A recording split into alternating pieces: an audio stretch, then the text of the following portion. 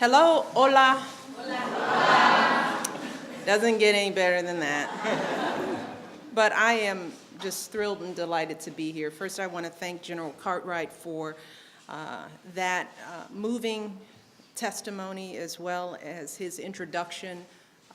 This is an example of where the several issues that I work on intersect so nicely, and I think General Cartwright made it very clear how health and nutrition, our child care facilities, the work that we do to support our military families, this is all about the same thing in so many ways. And we are so grateful for his leadership and his service and his family sacrifice on so many issues, particularly these. We are grateful, and I am so sorry you didn't get the nap. Yes. I know we did promise it, but you didn't get snack time either. I also want to thank Secretary Sebelius for joining us today as well as her work. And I have to say, Secretary, it's actually called the Dougie, not the Doogie. It's okay. You know, I know your cool factor just went down by 1, but it's okay. You had to call me out. I had to. I said it back there. I said, I'm calling her out. I'm calling her out. But obviously, all the progress that we have made, we could not have done it without her leadership, without her staff support, and we are, again, so grateful to you for being so focused on these issues. Thank you again for being here. I also want to thank Renata Claros and Mirna Peralta also for hosting us in this wonderful facility. You all are doing some magnificent work here at Centronia. It is amazing, and I'm so glad that we had the cameras on to see the quality of care that you all provide here. Just want to thank a few other people as well. Dr. Jim Gavin, who is from the Partnership for Healthier America, David Lissy from Bright Horizons Family Solutions, David Bailey from Nemours Foundation, Linda Smith from NACRA. All of these groups have come together today to help put together this event and the initiative that we're announcing today. Again, I am thrilled to be here. Este es un lugar maravilloso.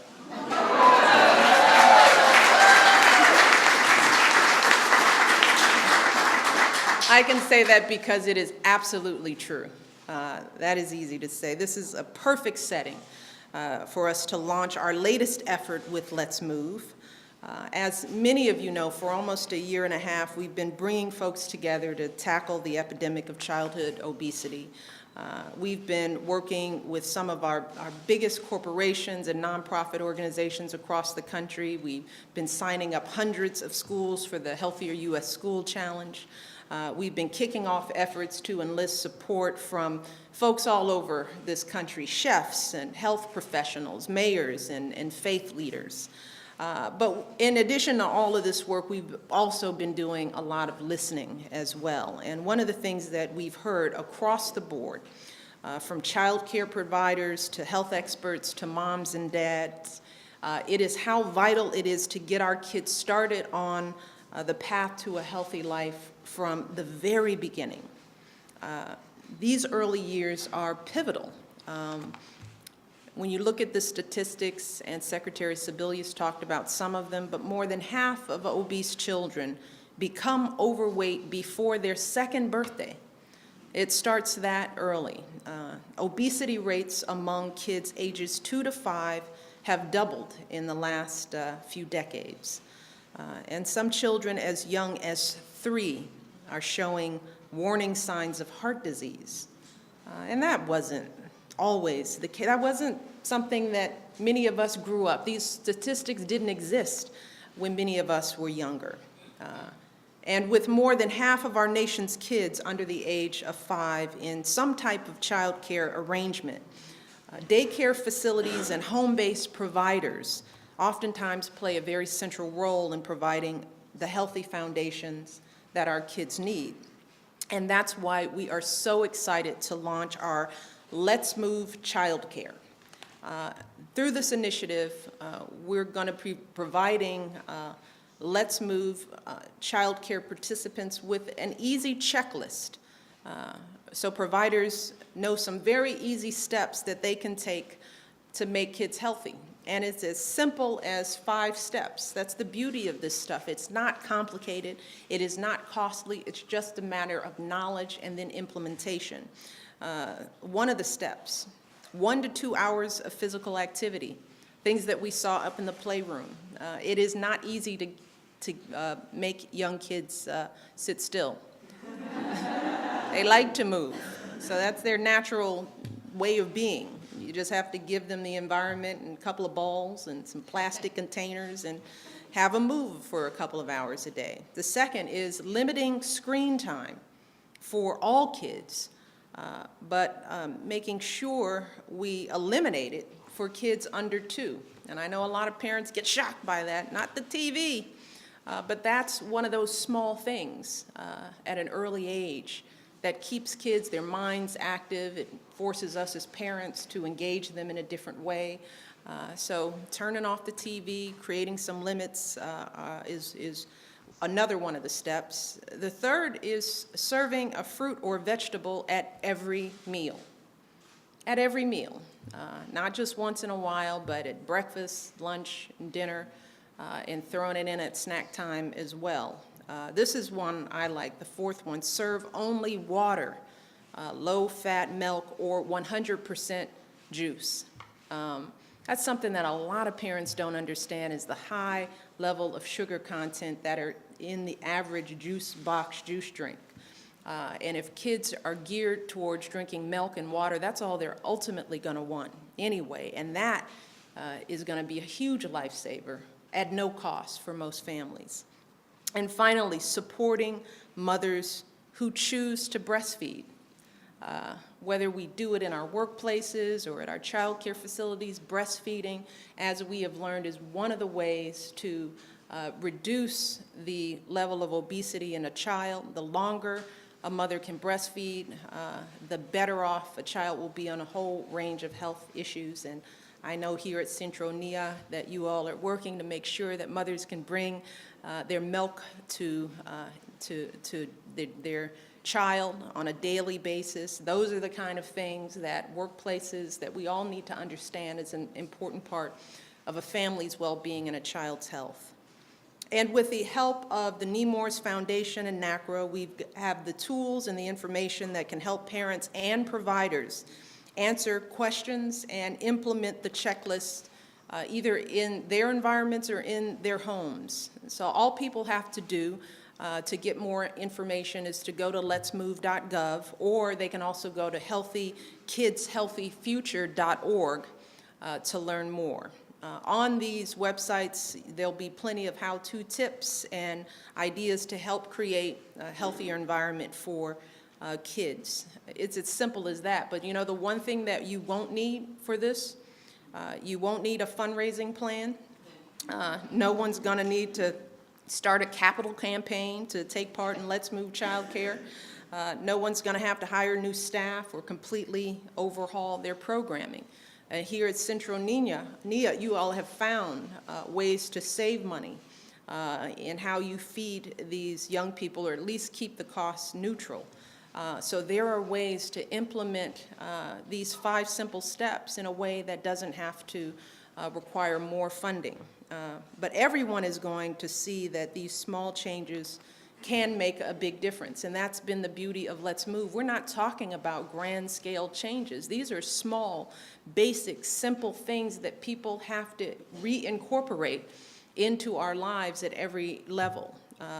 Because what we have learned is that if our kids get into the habit of getting up and playing again and turning off the TV and finding other ways to engage themselves other than the computer, which is wonderful, but it shouldn't be the only way. If they relearn how to do that, that's a good thing. We know that if we open up children's palates to new tastes, I mean, one of the things we watched upstairs, babies, little bitty babies, eating salad and fish and strawberries and mashed sweet potatoes and loving it because that's what they're used to eating. That That's going to, starting that at an early age is going to set their palates for what they will eat and what they can tolerate. You've seen that here.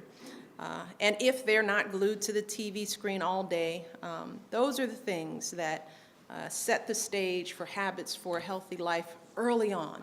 Just small pieces of information. You know, things we want to make sure people know, whether they and how they implement it, that's a whole different story. But a lot of families don't even know. All of this comes as a response to parents across the country who have voiced their support for healthier childcare centers. Again, moms and dads know they are relying on these healthcare centers. Many of them would much rather be at home with their own kids doing this, but they can't. So they come to places like this, and they are counting on all of you, all of us, to make sure these options don't thwart what they're trying to do in their home. And we're so excited that many child care providers are already committing to implement the checklist at their facilities. The Department of Defense is signing up all of its facilities, which, as the General mentioned, is serving more than 200,000 children each day. So they're on board. Head Start is going to be encouraging its programs to meet this goal. So they're on board. The General Services Administration will enlist 100% of their facilities, which serve nearly 10,000 kids, to follow this checklist. And through our Let's Move Cities and Towns program that we've also launched, we have several mayors in places like Omaha, Nebraska, and Greenville, South Carolina, and Avondale, Arizona, that are coming up and making commitments to improve the child care in their communities. The Partnership for a Healthier America is working with private providers like Bright Horizons. That's the nation's second largest private child care provider, and they're going to implement this checklist at nearly 600 child care centers across the country. So we already have commitments that are going to affect hundreds of thousands of children today. Again, that's why we're excited to be able to launch this. That's why these partners here today are so important, because we wouldn't have this announcement if we didn't have the folks ready to step up and invest and get the ball rolling and be the models, as Centronia is, to show we can do this and it can work, and it can work really, really well. And I got to see a lot of that walking around this morning. I saw and heard about all the steps they've taken right here, right in our own community, that include they cook their own meals on site. They have a chef who cares deeply about what she is doing and how she is feeding the kids and the quality of the food, and that information is then being used to educate families. I saw the menu, fish. It was a good-looking lunch, let me tell you, and I haven't had lunch yet, and I was tempted to take a strawberry, but I thought, you know, that might not look that good. First Lady stealing food from children. So I left their plates alone, but I was hungry. But they are serving their own meals and doing it in a cost-neutral way and expanding that to the employees of the center. I understand you all have the opportunity to buy this good food, and I hope everybody is, because it was really good. And they serve their meals family style, which seems like a small thing, but sitting down, how old were the little ones we were sitting with? Babies, little itty bitty babies, right? They were serving themselves, using the tongs, learning manners, having conversation, not with real sentences or anything, but all the expression that goes along with sitting at the table and having a glass of milk and passing the food, the ritual of sitting down and reintroducing that activity into the life of kids. It also helps them balance what they eat, because if you're not just sitting down, chowing down, you moderate what you eat, because the meal isn't just about feeding yourself physically, it's about feeding your emotional soul. So they serve it family style. And this is also a learning tool for the young kids here. And they've been using the My Plate You just to put another plug in there for my plate. We haven't talked about that enough. But learning, helping the kids understand the proportions that they need, that they mostly should be eating fruits and vegetables at each meal, that protein is a smaller portion, and that what is a grain? I mean, all of that is going on right now in the school at mealtime. It is beautiful. They use local parks and community spaces so that the kids can get outside on a regular basis. They planted a garden for fresh foods, which security wouldn't let me see, but I got the picture. It's there. They built a dance studio that we got to see, where a lot of good moves happen, and even the Dougie. Dougie. And they've plopped a playground on the top of their roof here, which again, I didn't get to see that either, but I know that it's nice. And now, and this is interesting outcomes, the nurse here says that the number of kids visiting her office with stomach aches has dropped significantly. Immediate benefits, things we take for granted, that how our kids eat and what they put in their body affects how they feel every day, which then it in turn affects how they perform each day. They say that they're noticing that more children will try new foods, again, because if you're introducing it at 12 months and 20 months, then it's not so foreign when they're 4. And since kids like what they're trying, they're even asking their parents for healthy things like salad once they come home. And let me tell you, a lot of parents say, how do I get my kids to enjoy vegetables? Well, you have to give them to them.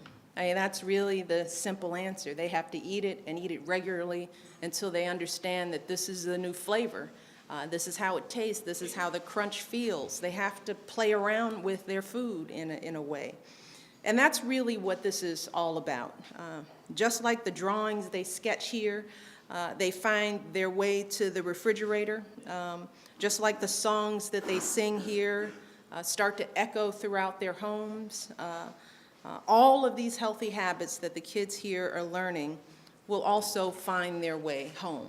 And these young people, as small as they are, will become leaders in their own homes because they're going to ask for things that their parents never knew they would even try. And that's why I am so excited about Let's Move Childcare, because I know that childcare facilities and home-based providers can be a real building block for an entire generation of healthy kids. That's the power that you all have, and the potential and the opportunity.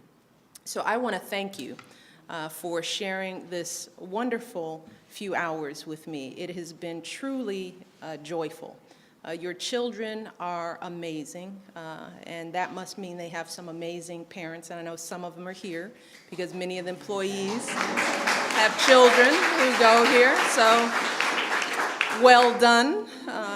The staff here is incredible. You can tell in just a few short minutes that they care deeply about these kids, and the kids care deeply about them because they certainly weren't coming to us.